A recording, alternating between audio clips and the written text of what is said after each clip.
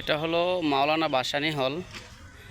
বাংলাদেশের যেই পূর্ববঙ্গ বা স্বাধীনতার আগে যারা বাংলাদেশকে পরিচালনা করছে